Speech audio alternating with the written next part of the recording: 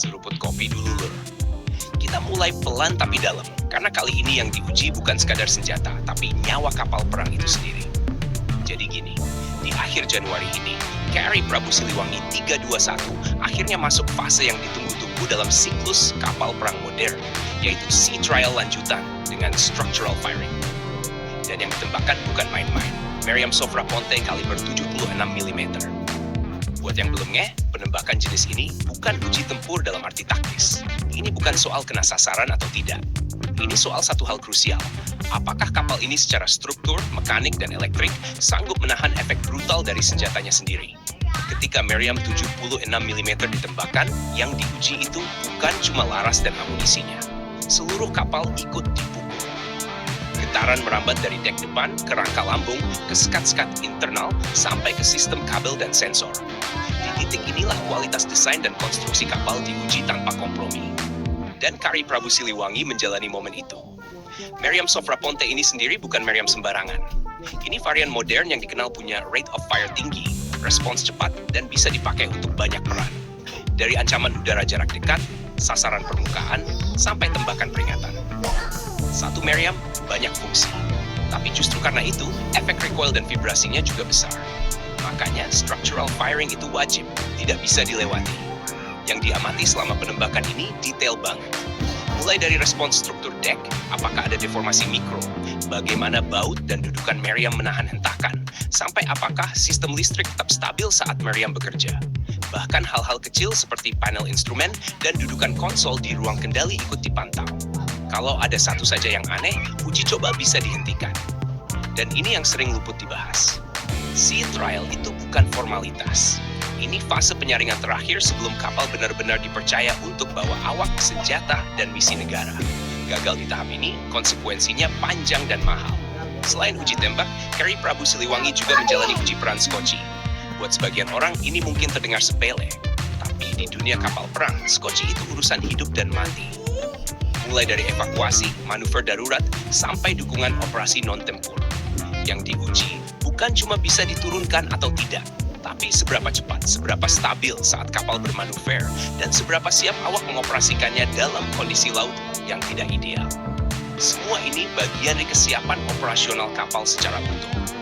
Kalau kita tarik lebih jauh, momen ini penting karena KRI Prabu Siliwangi bukan kapal sembarangan. Ini bagian dari 2 kapal PPA buatan Fincantieri yang dipersiapkan untuk memperkuat TNI Angkatan Laut dengan desain modern, modular, dan fleksibel. Desain PPA sendiri dikenal punya filosofi one hull, many roles. Artinya satu platform bisa diadaptasi untuk berbagai misi. Dari patroli intensitas rendah sampai peran tempur dengan sistem senjata lengkap. Tapi filosofi seperti ini cuma masuk akal kalau struktur kapalnya benar kuat dan stabil. Dan itulah kenapa structural firing jadi kunci. Penembakan perdana ini juga jadi indikator bahwa integrasi sistem berjalan sesuai rencana. Meriam, sistem kendali tembak, sensor, dan platform kapal bisa ngobrol dalam satu bahasa. Karena di kapal modern, senjata bukan lagi berdiri sendiri. Semuanya terhubung dalam jaringan tempur. Kalau satu mata rantai gagal, performa kapal langsung turun drastis.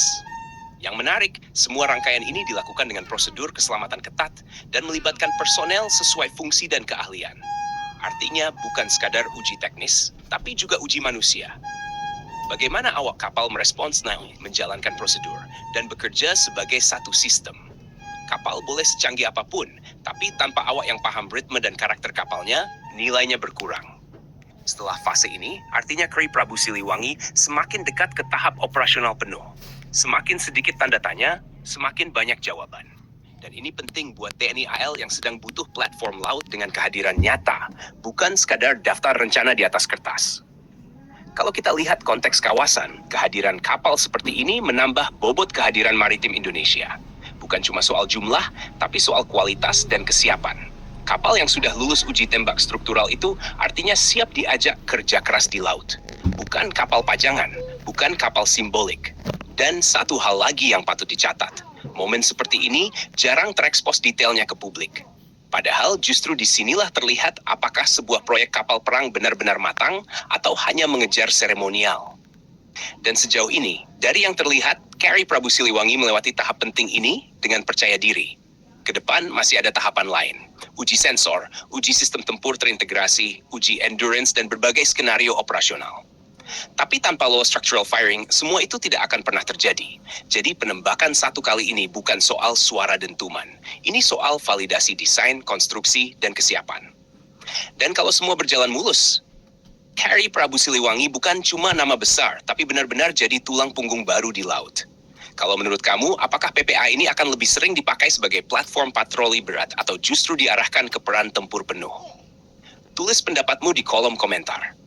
Dan seperti biasa, jangan lupa subscribe, like, dan komen di bawah sambil ngopi.